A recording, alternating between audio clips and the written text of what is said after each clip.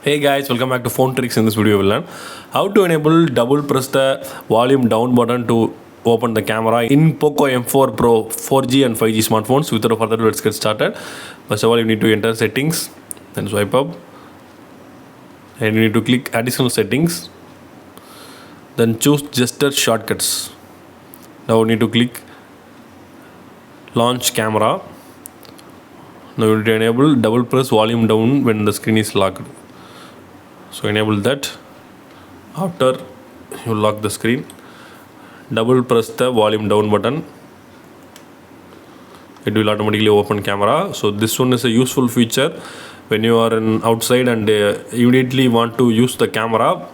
So before you open the phone, you can easily simply double press the volume button to open the camera. So that's all guys. I hope this video is very useful to you. See you in the next video. Bye bye.